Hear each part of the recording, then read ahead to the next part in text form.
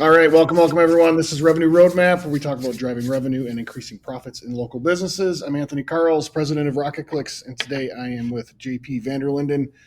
Thank you for being with us here today, sir. Absolutely. I'm excited for today's topic. So today we are going to be talking about people management. So we often talk about how do we grow your business. Today we're going to talk about some of the problems that are going to come as your business grows and what to do about it.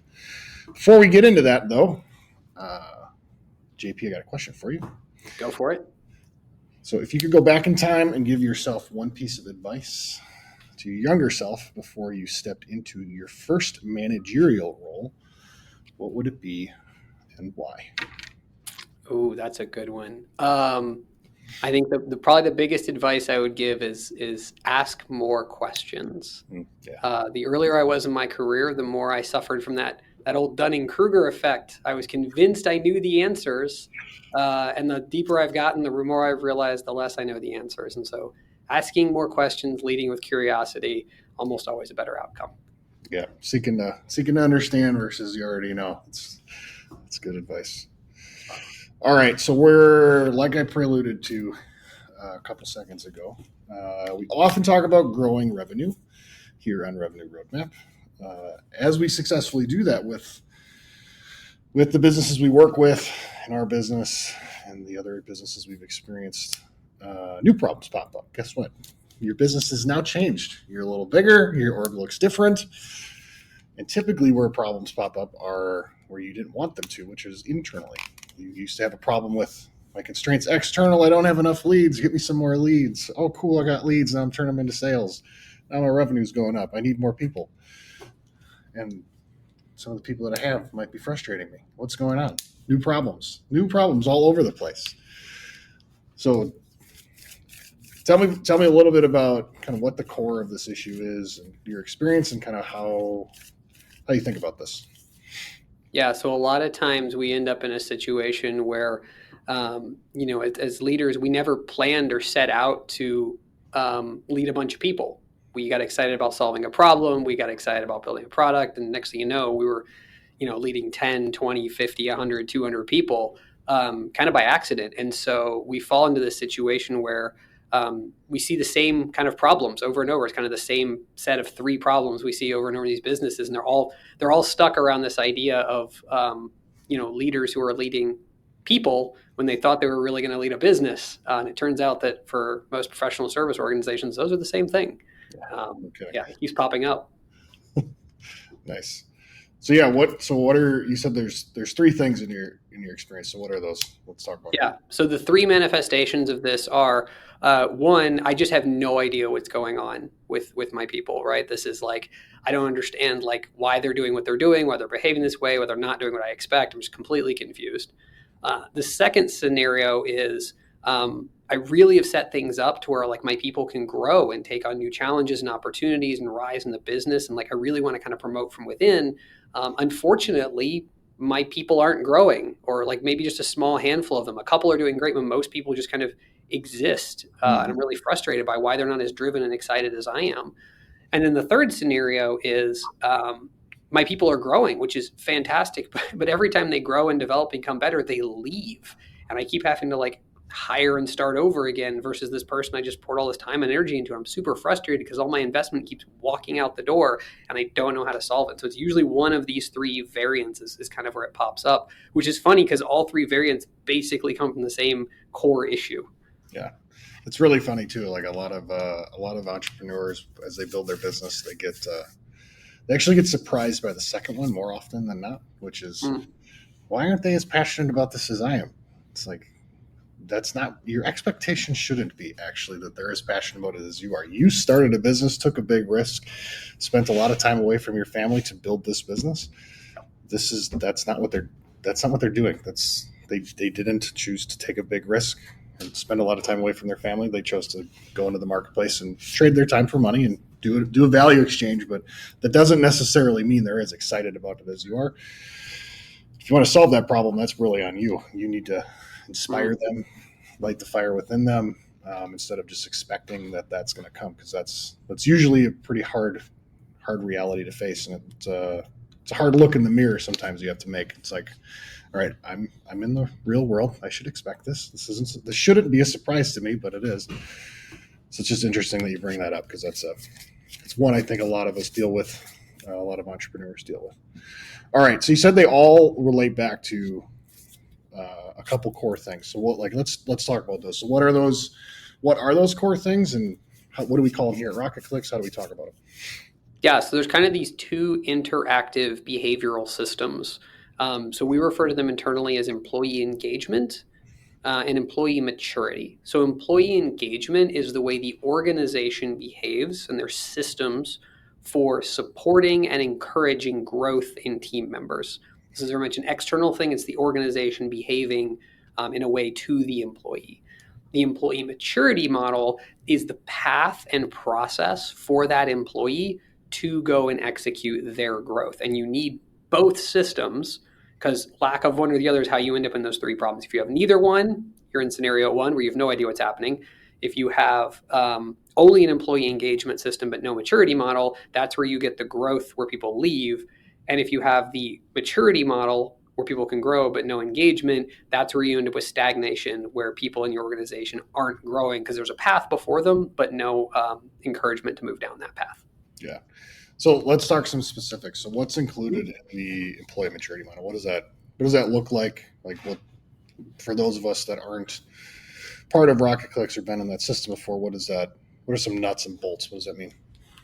Yeah, so maturity model really has to do with understanding the employee understanding themselves and how they operate and their own core competencies, and then focusing on stacking those skills on top of each other for a multiplicative effect where every time they take a step, they're building on the growth that they've achieved and building towards something from a seniority advancement, positional advancement type standpoint. Yeah. And then what about in the employee engagement? Well, what does that mean? Yeah, so the engagement, remember, is organization driven. It's a lot of inspiring people, everything from the hiring process and onboarding all the way to managing performance and having an ongoing cadence for direct one-to-one interaction with that team member. So this is going to include your mission, your vision, and your values.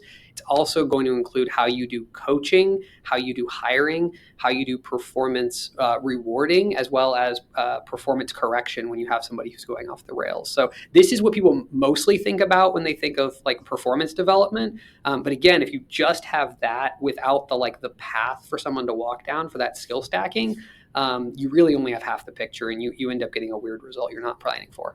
Yeah, yeah. The thing that I love most about what we do here at Rocket Clicks is how transparent both of these are. So everybody on the org has access to both of these. So the employee engagement, from how we created our mission, vision, values, kind of the checklist that we use to go through that process, how we think about hiring, how we think about development, all the way through the process of like, here's our performance management system, what it looks like to go through all of these different things. If I'm on track from a reward perspective, or I'm off track where I need some corrective action, here's what it looks like. And then same thing in the employee maturity model, from assistant all the way up to C-suite. Here's exactly what pay comps look like. Here's skills that are required for each thing, and it creates a lot of transparency and clarity for a team member, and actually allows them to get excited so that they can start to cast their own vision of where they might want to be in the org. And it creates interesting coaching conversations that, until I was introduced to the system, really didn't. You never understood why, as an entrepreneur, why aren't they excited? Why can't I get them as excited as I could? It's like, maybe you're missing a component. Like, are they allowed to be an entrepreneur in your business and see a path for them to have a big impact? I guess what are some other things that you would note in the kind of two systems that we run here at Rocket Clicks? Yeah, the transparency is a big part. A lot of times where employees experience frustration is not on the fact that your system or your plan is bad, but they're not clear on it. So as the leader, you have a vision in your mind for where things are going, and you may even have a vision for where they fit into it. But if they're not explicitly clear on it, you're missing out on that internal motivation. So creating that clarity. There's a lot of talk about salary transparency, and like that's a piece of it, but like the clarity of like, how are you going to be better as a result of being part of this team and this organization in a year, in 3 years, in 5 years?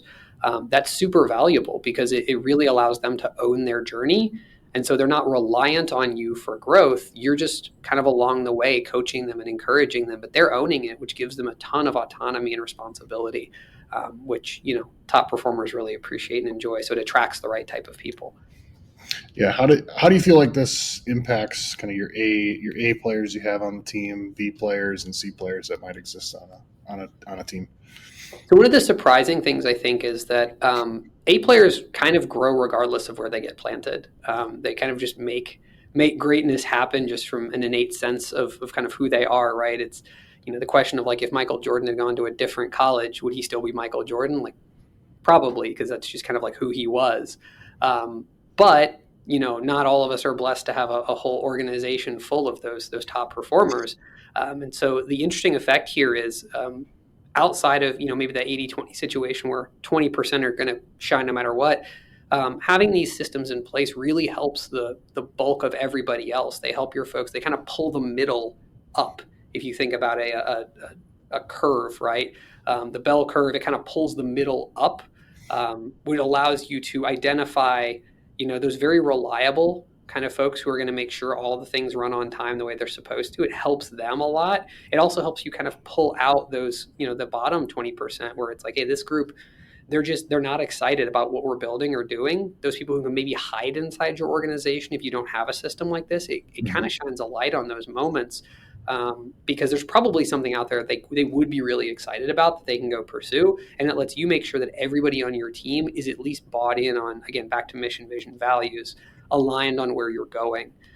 So that's the really cool impact, I think, is that it pulls the middle up, and if we want to call it ABC situation, your A players are going to shine. It really helps those B players because they feel a part of the process and ownership, and there's a clear spot for them. They don't have to be, one of those like superstars. They're a role player, and there's a role for them. Yeah. So there's a lot that goes into this. We're going to cover this over the next, I don't know, however many weeks. We're going to go over this a lot. We're going to go into detail. We're just give away basically what we're doing. So if you want it, steal it, make it better. That's what we love. That's what we encourage. So as we release this into our org, what were some of the biggest learnings that you had? So a lot of the feedback we got from people was that they'd never been led in this way before. They had never had an organization ask them about their personal goals. They'd never had an organization lay out so clearly how they could grow their salary and grow their seniority, or give them ownership of the ability to move those things forward. So it was a little bit almost a culture shock moment, because people suddenly were like, they've been kind of banging on the door to get in for so long, and the door opened, and they kind of didn't know what to do at first. And so there's a little bit of mistrust of like, this feels too good to be true. So if you're implementing and rolling these things out in your organization, I would say just continue to give, continue to lean into these systems and do it. Because after you've been doing it for a while, the trust is there, and the people really appreciate it on your team. But at first, there's quite frankly a lot of skepticism. There's a lot of bad leadership and organizations, and people, maybe have some PTSD from previous companies where they've had a bad experience. And so, like, give a little bit of grace for those folks to, kind of build the trust and understand, because this is actually what a lot of us want. But when it actually comes true, there's a healthy grain of salt which gets applied. So that was maybe a little surprising, but a really cool part is, like, after applying it, like, the trust went way up. Yeah, it's been cool how the PPF process has really opened up good, authentic conversations as well that help align people towards their actual career ambitions. Just creating a healthy space to have that, instead of doing a lot of the quiet quitting. Like, all right, let's just talk about this really, because you just explained to me where you want to go. That's not really what we do here. Like, how does this play into that? If it doesn't, how do we talk about getting you to that place? Because that's the real place that you want to be, versus just every day getting up, doing something you hate because it's a job that you can check the box and get your paycheck on. Like, let's talk about, like, how does this experience serve that future ambition that you have, and how can we be aligned on what that looks like, create good timelines on that, execute against that, help you develop and gain skills that you're going to need anyway to follow that passion and move in that direction, versus let's just all pretend that everything's hunky-dory and then be frustrated and upset every single day. So there's been a lot of cool opportunities from that perspective, and helping us create a better, healthier overall team instead of a dysfunctional unit. I think one of the other things that showed up that maybe I wasn't expecting was like sometimes people take a step on their journey, not because it's what they actually are driven to, but just because they think that's the next step. Yeah. So you mentioned the goals, like when someone knows where they want to be in 5 years, it's a whole lot easier to figure out whether a certain role or a certain responsibility or a skill is actually going to help them get there. So rather than feeling, well, I have to go to this conference or I have to learn this skill or I have to take this job, it's like, well, does that help you get where you want to go? And all of a sudden people are saying, no, that's not the thing for me. And they're doing it from a place of confidence and clarity, which means the people opting into opportunities are the ones who are really excited about them. So again, back to the idea of, capturing the internal motivation of your team, it really shows up well. So that's a cool call out, Tony, and I agree with that. Yeah. Anything else before we wrap up here today? And next time we're going to dig more into the employee engagement model, and we'll talk more in detail about that. But any other words of wisdom from Mr. JP? No, I would just say that like I learned a lot of this stuff the hard way along the process. I've been in the industry for north of a decade now, about 15 years, and I've been leading people for a good portion of that time. And I really wish somebody had handed me a playbook like this way earlier, because I'd have screwed up a lot less. And I bet there's a lot of people who I've worked with who would go, man, I really wish you'd had this too, because my life would have been better. So I will just second what Tony said of like, steal this, apply this, put it in practice, because it'll make everybody in your team happier if you have these two systems working for you. Awesome. Appreciate it, sir. We'll look forward next time. Absolutely.